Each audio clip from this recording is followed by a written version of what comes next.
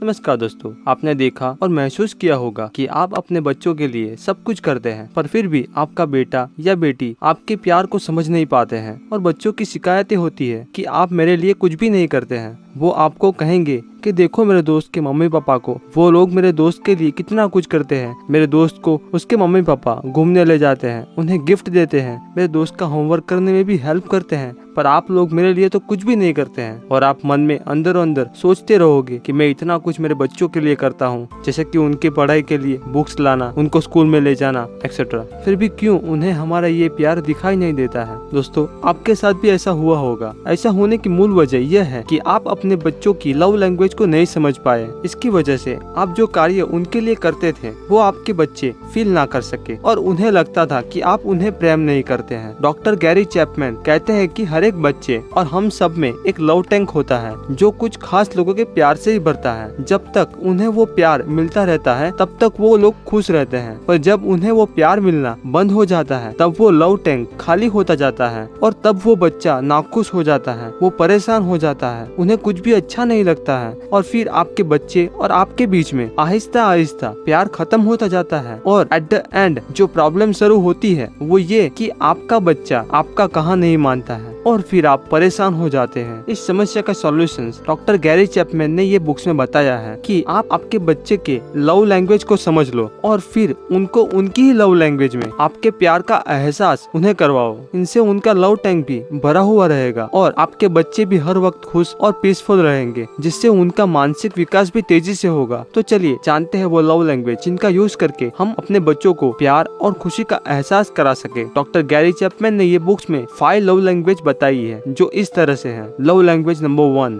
Physical touch. प्रेम की ये भाषा को अभिव्यक्त करने का आम तरीका है हग या किस करना, पर डॉक्टर गैरी चैपमैन कहते हैं कि फिजिकल टच का मतलब सिर्फ हग और किस नहीं है, पर और तरीकों से भी प्यार की अभिव्यक्ति हो सकती है। जैसे कि एक पिता अपने बेटे को हवा में उठाए, अपनी बेटी को हाथ में लेके उसके गोल गोल घुमाए, एक माँ अपने बेटे को अपने गोद में बिठा के उसे पढ़ाए। दोस्तों, कहने का तात्पर्य ये है कि अगर आपके बच्चे की लव लैंग्वेज फिजिकल टच है तो उसे उसकी ही लव लैंग्वेज में प्यार फील करवाना चाहिए। माना कि आप उसे अधिक प्यार करते हैं और उन्हें आई लव यू भी कहते होगे, आप उसे गिफ्ट भी देते होगे, उनके साथ टाइम भी स्पेंड करते होगे और इन सब से उन्हें प्यार तो मिलता ही है। पर आपके बच्चे की जो लव लैंग्वेज है उन्हें पहचान कर अगर आप उन्हें उनकी ही भाषा में प्यार का एहसास कराएंगे तो आपके बच्चे आपसे ज्यादा कनेक्ट रहेंगे और आपके बच्चों का लव टैंक हमेशा भरा रहेगा। Love language number 2, words of affirmations.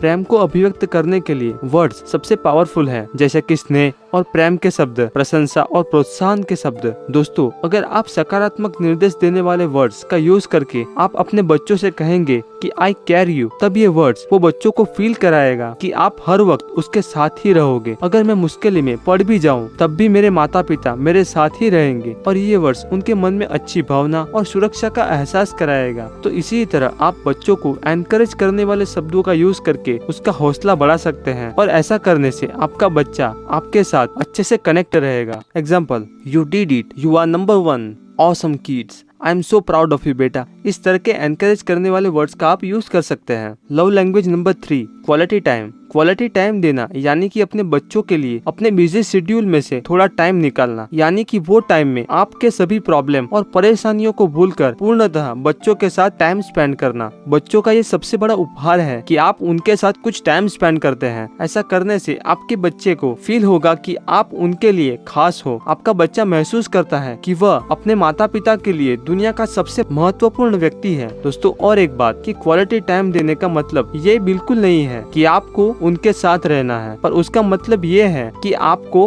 अपने बच्चों के साथ कुछ एक्टिविटी करना है, उन्हें कुछ पूछना है या कुछ बातें उनके साथ शेयर करना है। एग्जाम्पल, साथ में मूवी देखना, गेम खेलना, बाहर खाने के लिए जाना एक्सेट्रा। अगर आपके बच्चे की primary love language quality time है तो उनके साथ यही लैंग्वेज में उनको प्यार दे, उन्हें बहुत अच्छा फील होगा। अगर आप ऐसा नहीं करते हैं तो आपके बच्चे को लगेगा कि आप उन्हें प्यार नहीं करते हैं और वो बच्चा परेशान हो जाएगा। Love language number 4, giving gifts. Gift देना और गिफ्ट प्राप्त करना यह एक प्यार का पावरफुल एक्सप्रेशन है। आप जब भी गिफ्ट देते हो तब ये गिफ्ट जब तक वो इंसान के पास रहेगी तब तक वो यादें उनके साथ रहेगी और कई बार ये गिफ्ट ही प्रेम का प्रतीक बन जाता है। इसीलिए जो लोग की लव लैंग्वेज गिफ्ट है उन्हें गिफ्ट देते रहना चाहिए। आप खुद ये ट्राई करना और देखना कि आप जब भी किसी भी बच्चे को गिफ्ट देते हैं तब उनका रिस्पॉन्स पॉजिटिव ही होता है। और कई बच्चों की प्राइमरी लव लैंग्वेज गिफ्ट प्राप्त करना ही होती है। बच्चे, वयस्क और हम सबको कोई गिफ्ट दे तो हमें और ज्यादा गिफ्ट मिले ऐसी ही हम आशा करते हैं। पर जो लोग की प्राइमरी लव लैंग्वेज गिफ्ट प्राप्त करना है वो लोग दूसरे लोग से डिफरेंट रिस्पॉन्स आपको देंगे। उनके लिए ये गिफ्ट कोई खिलौना नहीं होगा बल्कि उनके लिए ये आपका प्यार होगा। उनको लगेगा कि आप उन्हें ये देकर प्यार दे रहे हैं। Love language number 5, act of service.